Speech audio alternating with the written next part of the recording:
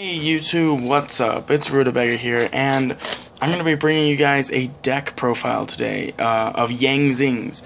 This is one of my favorite decks of all time. I've been playing it for a little over a year now, and it's just been a whole lot of fun to play. So let's get into it. So, first off, you go 3 Jiaotu. It's pretty much mandatory. It's the lifeblood of the deck. With him, his effect is ditch 2 Zing cards from hand, so you can ditch a path or a creation as well as the monsters, and pull out 1 Zing with 0 attack, 1 with 0 defense, allowing you to get into big synchro plays right off the bat, especially into the new synchro Chao Feng. You can go into him, the level 5 dark, and the level 2 water, and shut down all darks, all waters. Pretty much as Night to Necros. So next card is the other tuner, Chi-Wen. I was playing him at 3, but I just didn't find him good enough to continue playing at 3. He was always one of the first cards I sided out, and I mean, 2 has been doing me really well. It's not cloggy, and I mean, if he does end up in the first turn hand, I mean, you just set him and hope they swing at him so you can go into plays later. Next up is the level 1 Wind. This Zing makes everything immune to spells, your synchro monsters. I didn't like him at 2 or 3. I don't see you playing him any more than 1 ever. He's not that great because spells aren't huge this format. Next up is the level 2 Water. That's going to be Bixie. This one makes everything immune to traps. So, I mean, with traps being pretty heavy this format, 3 is almost mandatory. You're out to bottomlesses and compulse, anything you need to get out of really fast. It makes it not affected. So it's not that they just can't be destroyed, they can't be affected in general. So that's pretty cool. Next up is the pendulums. I quite like the pendulum build. I mean, I don't play it heavy, but it is there. The level 6, this is easily the better of the 2 choices that you got. Mainly because it's your searcher for spells and traps. It can search out any Zephyr or Zing spell or trap card when it's destroyed. So you set it, and you bring it out once one of your other Zings is destroyed, and hope they can get over it eventually. It is a pretty big booty with 2600 defense there. So, I mean, you got plays. Next up, the worst of the 2. I only play 1 because 2 is just cloggy. He is the worst dead draw ever. I mean, you just can't play him when he's in hand. Your best choice is to ditch him with Jiaotu. And to accompany him, I play the Satellar Knight, Zephyr Thubin. He's my other 1. I mean, I had to have another 1 scale to accompany the 7 scale. He also allows you to destroy anything on field. So if you have this set in defense mode and nothing else, and your opponent won't destroy it, play this, destroy your own card, and then get his own effect. Next, level 5 Dark. Only play 1. He's got 1 purpose in the deck, and that's to come out with Jiaotu and Bixie. First turn for Chao Feng to shut down Necros and BAs. Next up, my personal MVP of the deck, Suwani. He's a 1900 beater. He's huge. He gives all of your, it gives a big buff to every synchro that you pull out, plus 500 attack. He's pretty good, and he just, I don't know, he's one of my favorite cards in here. Last of the Zings will be Bien. Only played 2. I can't justify playing him at 3 anymore. Destruction by Battle isn't going to be that great because almost all the Zings you pull out are going to be huge anyways. So, I mean, he's there mainly for the Herald plays, and the Herald plays are numerous, and I will get into that in a sec. There's a pretty fun play you can do with him. 1 Cat Mask Chameleon. He's there to make, like, late game plays, get out a big monster really fast. He's not as great as I thought he would be. And one Knight Dragolich. I looked at him for a while and was thinking, no, he's not going to be any good. I can't justify playing him. And the more I got to looking at him, the more I thought, you know what, this card actually might be an MVP. He basically looks at all face-up, non-Wyrm monsters and just says, nope, put them in defense position. And destroy their defense equal to the original defense. I mean, this gets you out to Jin. I mean, so great. I love him so much. He's one of the best cards in the deck for me. Onto the spells. The spell lineup isn't very intense. It's fairly small. It's only like 6 cards. So, 2 Yangzing Path. It's a Pot of Avarice for the Yangzings. 3 is really cloggy, so I dropped it to 2.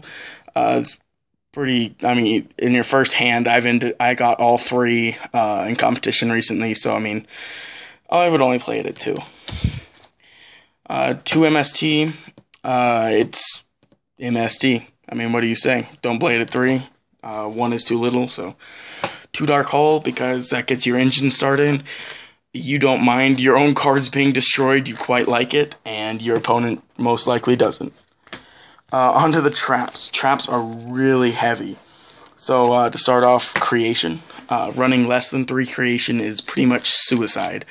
It allows you to get another search off of any destroyed monster. So if you have, like, a Herald or a Leo, something like that on the field, and it gets destroyed, you can still search.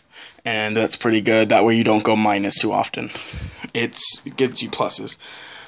This is my personal opinion, maining mistakes, because your worst matchups are going to be like Tellers and Necrons, so maining mistakes will definitely shut them down, help you get some plays out, because you don't search to your hand ever. And that's my reasoning behind that. Great card.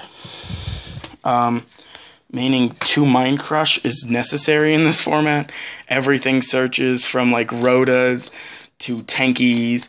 I mean, if you have a Mind Crush, your opponent basically goes minus, and it's great. Skill Prisoner. I don't see many Yangzing players actually running this, but it is my out to Veiler. I hate getting Veilered. I pull out a Jiaotu, and it's like, hey, guess what, Veiler? You don't get to play Yu-Gi-Oh! Today. It pisses me off to no end, so I play Skill Prisoner to basically say, no, you can't target my monster this turn. Screw off. And now, the staples, Bottomless, Torrential, Skill Drain, and a Solemn. I mean, I don't really have to justify these. So that's my main deck. Onto the extra deck. So the extra deck is all synchros, and I side out 1 Xyz, and I'll get into that in a sec. I'm going to start high and go low. 1 Star Eater, because Star Eater. A Leo. These are just big cards that you want in your extra deck. Thought Ruler. Black Rose. Beals. I mean, because Beals, he actually won me a game against Necros recently, so I can't hate on him. Moonlight Rose, because he's really good. I like him a lot. He helps me out quite a bit. Goyo. I've been thinking about dropping Goyo ever since I put him in the deck. I mean, if you can find a better play than Goyo, definitely put it in here, but he's just in here as filler right now. Next is Clearwing Synchro Dragon. Got that pretty ghost hair up in here. Oh, it's showing up nice in the camera. That's good. He's really good. I mean, he's just great. And especially when you buff him with all your Yangzings, it's just friggin' phenomenal. Herald, MVP. Really, really, really good. There's a really funny play you can do with a Baxia. You just destroy one of your cards on the field, bring Herald back from grave, keep negating stuff. You can do that every turn. He's pretty great. And last for the generics will be Armades, because saying nope to your opponent's back row is pretty fun. Now on to the Yangzings themselves. 1 Chao Feng, he's pretty much your win condition. If you pull him out and you use the right things to synchro for him, you're pretty much in the clear. You're really good off. You're going to destroy your opponent. Because they can't activate effects in an effect-heavy format. Next up is Baxia 2. He's your bouncer. He's got some really fun loops with him. He's just very good. And lastly, Yazi, the big booty himself. Like, Yazi is amazing against BAs. They really can't get over him easily. He can't be targeted. When you slap on all those effects of the Yang Zings, he's just stupid good. I mean, he's really, really good. I would recommend playing him at 2 always. Never bring him down. Best card in this deck. Now I'm going to tell you guys a really fun thing that I learned about this deck. It's really interesting, and I like it a lot. It's a way to Jin lock pretty consistently in this deck. So the way it's going to work, all you need to do is side 3 cards, and it's the Jin. I don't have the right one right now. I don't know where mine went off to. I've got to buy a new one soon. Colossus and Necros Cycle. Now I'm going to teach you guys how to Jin lock with Yang Zings. It is really funny. It's amazing. It's just great.